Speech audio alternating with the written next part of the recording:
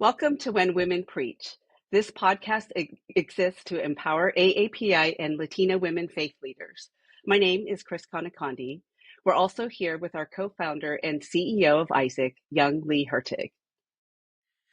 I'm super excited today as Cris starts her podcast. This is the first podcast, and Cris comes with a lot of experiences. And Cris is fourth generation Japanese American in Bay Area.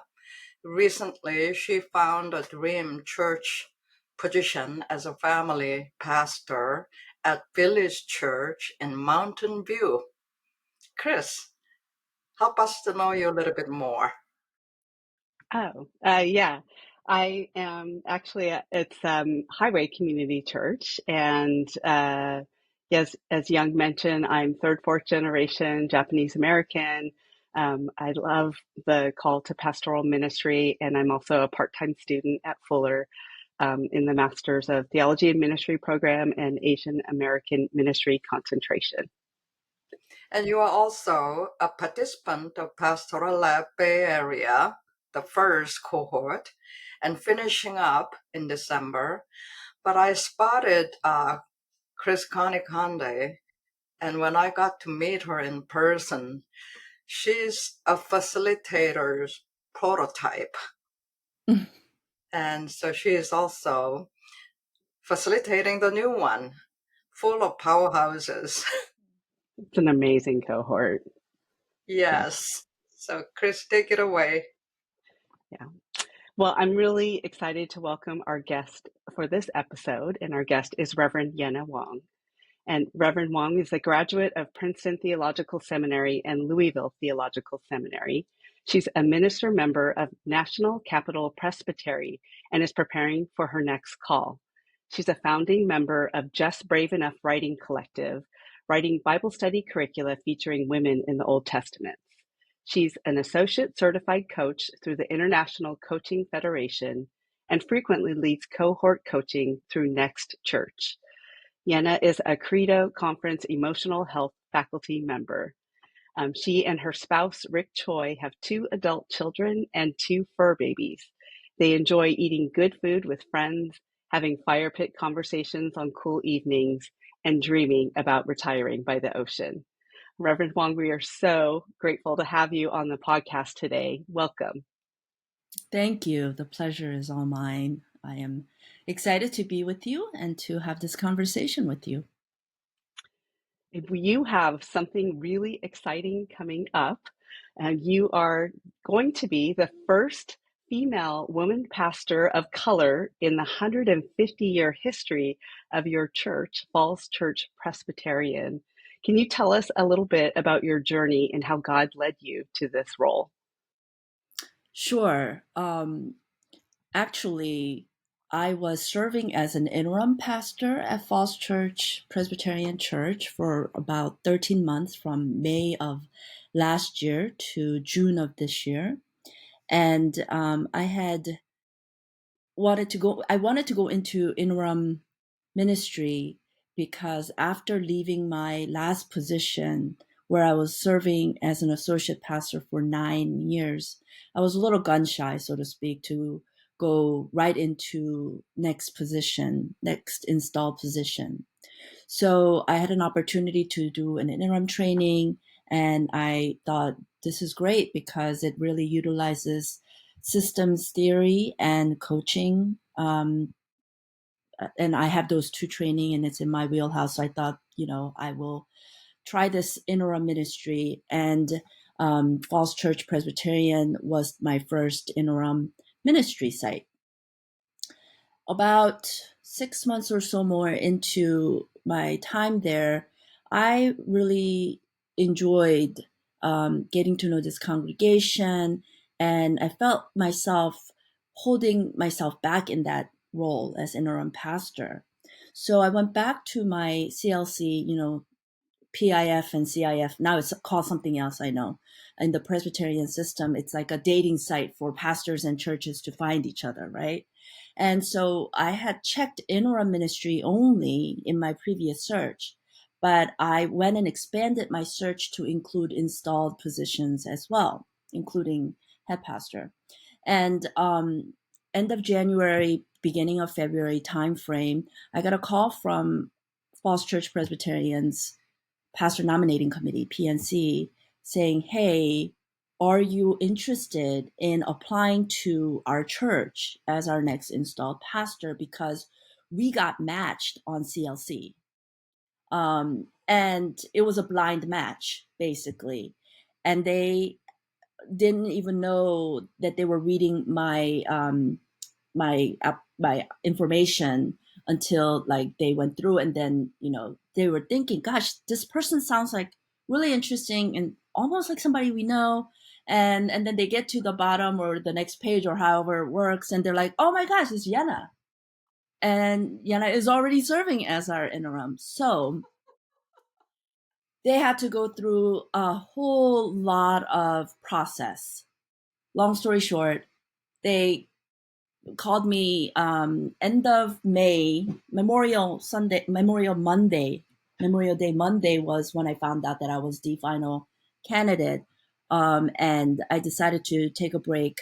At the end of June, I told them that I wanted to, leave so that I could prepare myself for my next call. But the congregation did not know, because the Presbyterian system is such that we keep confidentiality. And we had to go through a lot of presbytery process in order for that knowledge to become public. So it was really hard for me to keep confidence of, just trying to do my job as an interim and also prepare for how it's going to pan out in my ministry as head of staff. So it was really good for me to step away. And the congregation learned in early August, that I was their candidate, and they were super excited. But we still have a couple more procedures to go through, with one of which being the presbytery has to vote me in, because this is not a ordinary situation.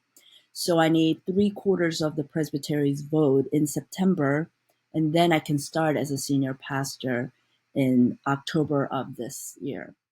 So That's a no-brainer, Yena. Can I ask you, is it AI generated matchmaking? I don't think so, but I mean, I don't know how those things work, but they kind of, yeah, I mean, it was funny.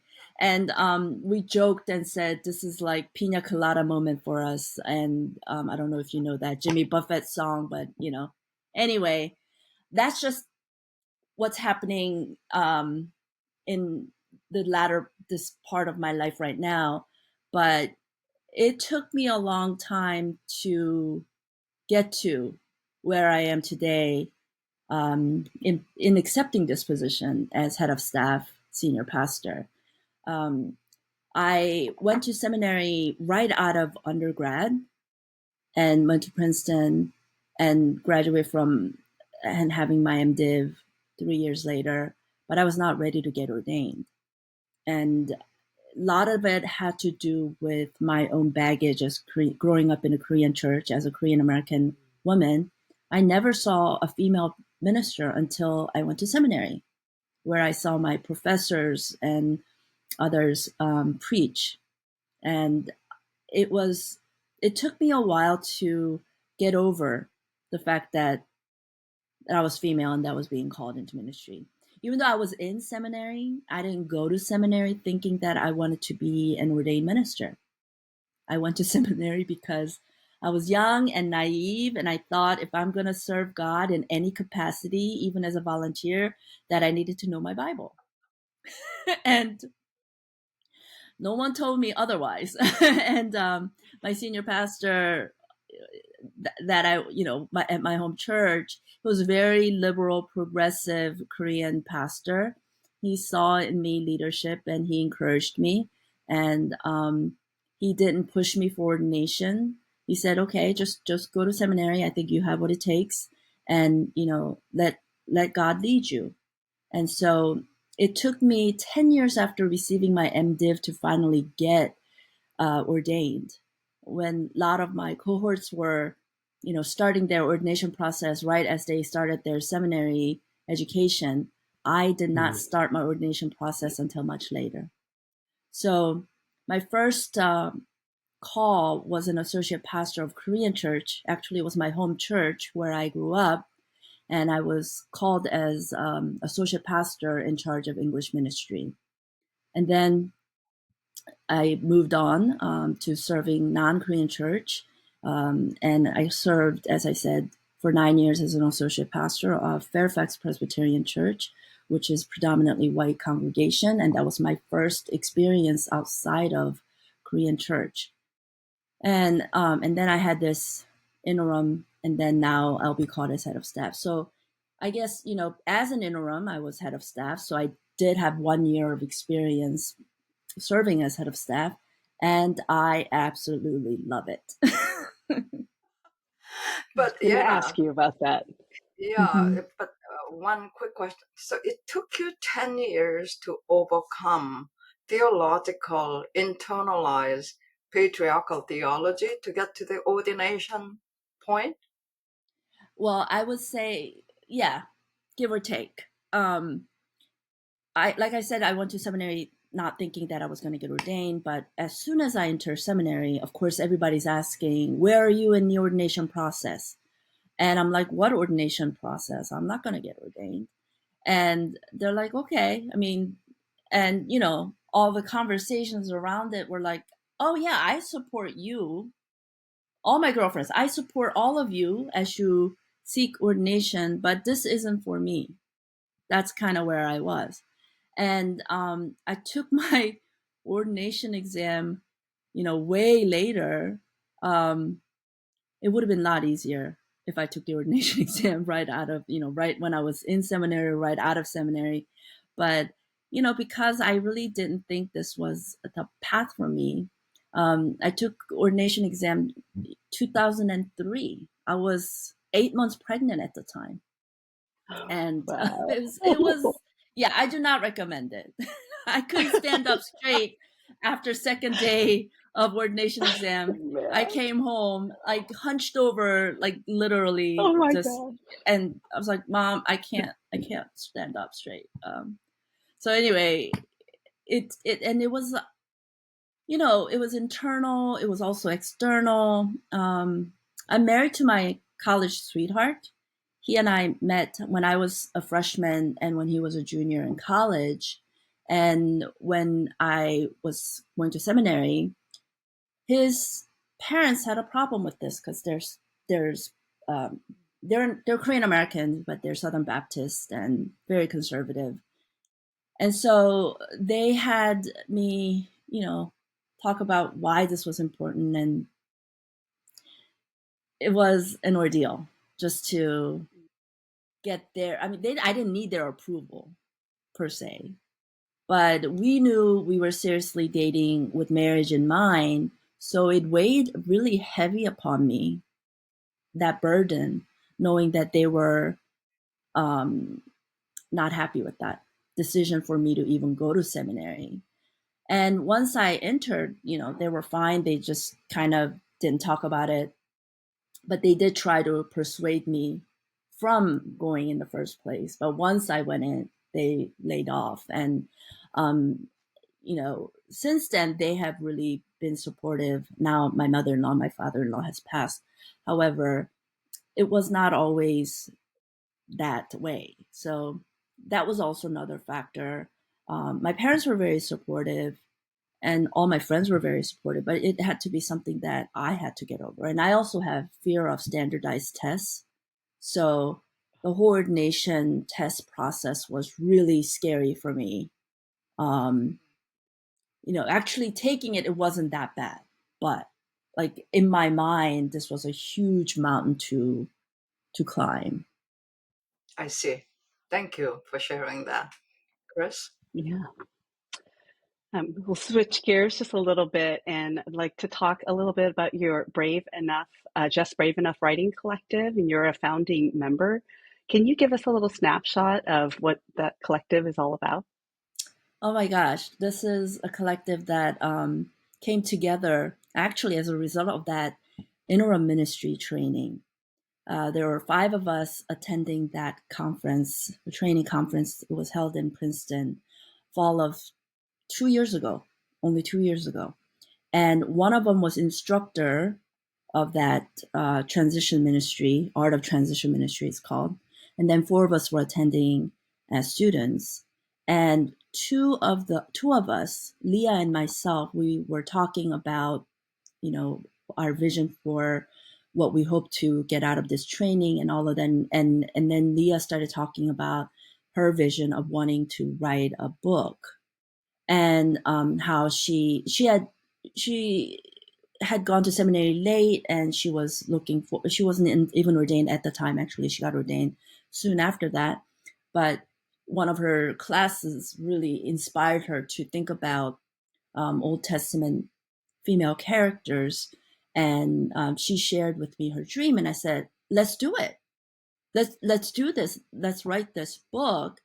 And that's how it got started. And we invited others that we met in that training, and we decided that it would be first person narrative of lesser known and sometimes well-known characters in the Old Testament. And that's what we started with. And it grew because the women who joined the team, they brought different gifts. So one of them was really good at curriculum writing, and one of them was really good at worship liturgy writing. So we decided to expand it to make it into, to provide first person narrative of these women characters and write worship liturgy and curriculum to go along with it. So our first set was called Woman Who Saved Moses. And we had, we featured women like Miriam and Moses' mother and Pharaoh's daughter. And we really, each of us were assigned a character to write from, and, we brought it together. And then second set was In the Beginning, and we featured women in Genesis, plus Sophia, because Sophia is a female personified being who is in the beginning, we are told in Proverbs. So we featured Eve and Sarah and Rachel, and characters that we know and don't really know. And we had so much fun with that. And now we are on our third set. We're in the middle of putting together In the Time of Judges, and we are featuring women who experienced and witnessed violence. So Deborah, Yael, Judges 19 women, etc. So it's been so enriching. Just this whole process of working with these women has been really enriching in and of itself. And to bring these, Are they to all bring these female? women to life, it's been just incredible. You shared a little bit about what it's like to work with this amazing group of women, but can you maybe share some insights you've gained about writing about the women in the Old Testament? So the most recent piece that I wrote was on Judges 19 women. It is a horrifying story of a Levite's concubine who, for some reason, has a problem with her husband and decides to go home to her father and to take a break from, I guess, this relationship. And he comes to get her, to bring her back home. And while they're there, they are received by this woman's father with much hospitality, and it kind of drags on. And the last night of their stay with this concubine's father, they say, "Oh, we really have to go," because they keep trying to leave, but the father kept on saying, "No, just stay one more night, stay one more night." And so they leave a little bit later than they should have, later in the day. And they encounter having to spend the night in the open until somebody provides hospitality and welcomes them in. And it is the Levite's concubine, and a servant that they have with them. In that night, they are received well by this host, yet the townspeople come and demand to this host that the Levite, the guest, is released to them for a night of fun, whatever that night of fun may be. And this host, instead of just sending them away, tries to deal with them and reason with them and say, here, let me give you my virgin daughter and the woman, but leave this Levite male alone. And sometime in that, the concubine is pushed out the door, and the mob takes her away, and a night of violence ensues. And she is just ravaged by this mob of men. Maybe you should have a trigger warning in the beginning of this podcast. Anyway, she survives the violence. She comes back to her the where her husband is, and she is barely breathing. The husband opens the door, sees her lying, and he says to her, "Get up, we're going," as if he does not see the state of being she's in. And then she dies. And as if the story can't get any worse, it does. It gets worse. And he goes home, decides to divide her body in 12 parts and send it to 12 tribes of Israel, which starts yet another type of violence. So it was interesting because we decided to choose her before a couple years ago when PCUSA had ordination exam. This passage was chosen for their exegetical passage. Well, we did not know that because we had chosen this character prior to that. Yes, trigger warning is important to let people know, but it is also important for us to lift up and to discuss, why is this story in the Bible in the first place? What is it trying to teach us? What is the point of all this violence? I mean, it takes up 2 chapters in Judges. And when the redactors, the editors of the Bible, when they choose to retain something or even take something out, you pay attention to those things. She is not named. The Levite is not named. None of the characters are named. And things like that. So what it does for me to dive into these people's narratives, I just kind of approach it with curiosity. Why, first of all, why is this story? Why is this horrific story in the Bible in the first place? And I just get curious about, why did she leave? Why did she leave her husband in the first place to go visit her father? What does it mean that her father is showing this extraordinary hospitality? He goes above and beyond.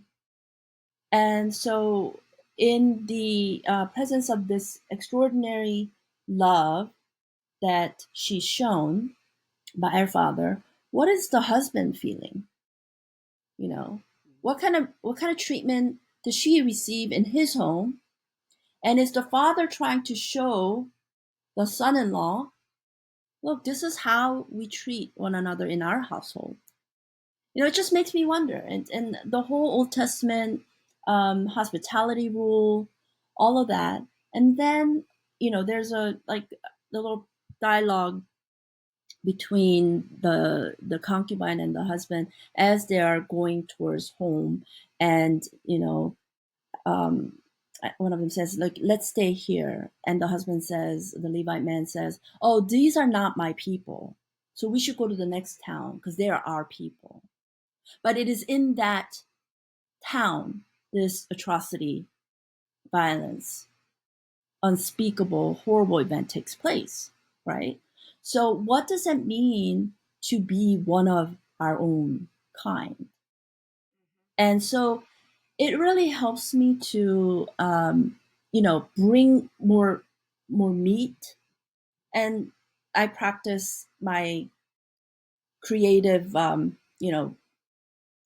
it I take liberty with my creativity in thinking about what could be driving these each of the characters as they make the decisions that they make. So to give this unnamed woman a voice, and to tell the story from, I do not know what's going on. I feel disconnected. I feel dismembered, because she is. Her name is not even remembered, right? So, and say, I don't know if it was the old man who pushed me out the door, or I don't know if it was my husband who pushed me out the door to face the mobs. I'll never know, and I don't think I want to know whose hand was exactly the hands that pushed me out. So it gives characters so much more depth to hear it from that character's voice.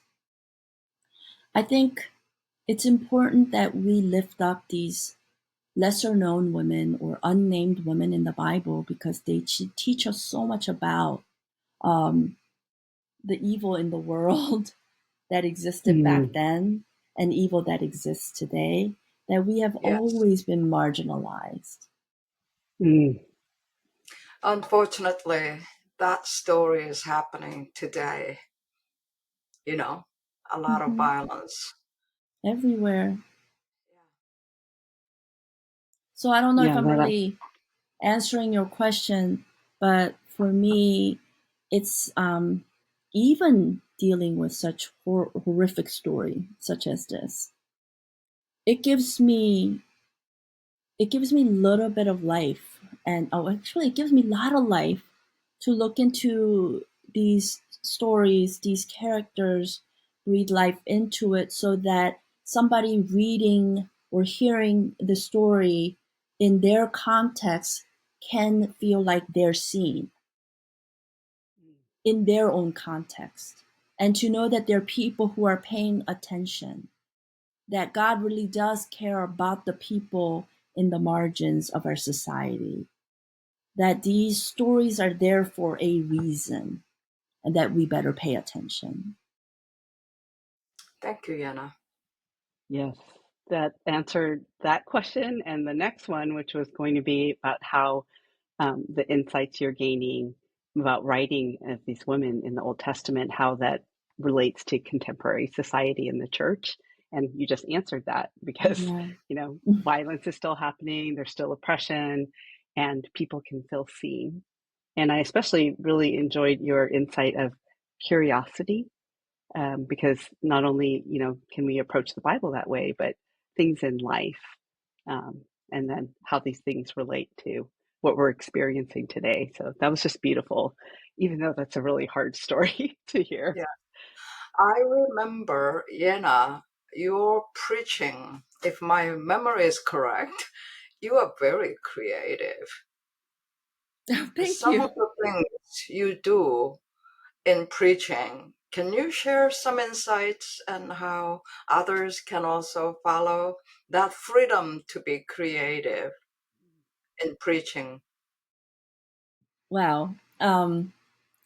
I didn't necessarily think of myself as a creative preacher per se. Um, what I am is, I stay true to myself, stay true to my own personal experience of God, of community, of the scriptures, and um, I share those experiences simply. I'm thinking, especially when you were pregnant or you brought your children to the pulpit, is that you? No, I actually did not. That's not me. I think I've seen pictures of Joanne Lee, another Korean American clergywoman, and perhaps like Teresa Cho had her child at her hips when she gave benediction at her church, and you know, sisters like that they have done that. But my children, when I was preaching, they had their own church because when they were little, I was serving a Korean church. So in Korean churches, they have worship services for little children, and I'd be in English ministry worship service leading. So I didn't really have to care for my children as I was having to lead worship or preach. I think in like I'm thinking about some of the most recent sermons I gave that was really well received. I taught my congregation VBS song that I learned long time ago. I was preaching from the passage where Jesus calmed the storms, and the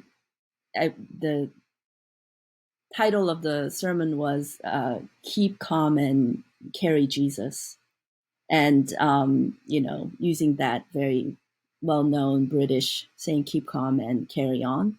And at the end of that sermon, I taught them the song that I learned as a child. With Christ in my vessel, I can smile at the storm till he carries me home. And it was right before our church was doing Vacation Bible Camp. So Vacation Bible Camp was going to start Monday, and this was Sunday. So, I incorporated that and said, you know what, everybody's going to get up. We're going to sing the song, because not only it goes with the theme of the sermon, but tomorrow in honor of Vacational Bible Camp. So just connecting those pieces. And I made them do the whole motion with Christ in my vessel, I can smile at the storm, And so I just bring those pieces in and experiences of what I was taught growing up in the church. And I think when you're being authentic, it lands always well. And whether that means holding your child as you give the benediction or preach or whatever it is that you have to do as a worship leader, if that is what is needed for that moment, that is being authentic. I mean, that's who we are as daughters and mothers and, preachers. We do what women get stuff done. we just get our stuff done, and we don't let things get in the way when we need to do something. So I think just for me, that would be it. It's just to be who I am and bring all of who I am to the pulpit and to ministry.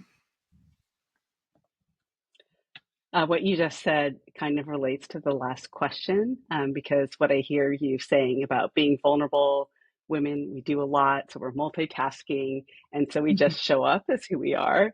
And I see that as kind of intersections of life. And in the past, you had mentioned that you enjoy making observations about these intersections. And can you share an example of an observation that has deeply influenced your ministry or your personal life? I mean, it's really hard not to, because, we don't just wear one hat. We are daughters, we are mothers, some of us, and we are spouses to our partners. And we get to be aunties and teachers and preachers. These are all different roles that we play and we are, and they're all gifts and they should all play together. The person you're going to get in that pulpit is the same person you're going to get around my kitchen table if you're a guest at my house as my friend. And my children say to me, and they're older now, they're 23 and 21. And when we talk about, we used to make them go to church up until they were leaving for college. And after college, we just kind of gave them the freedom. And I'm sure that someday they will come back to perhaps, I don't know, I can't say for sure, but I know they will have faith.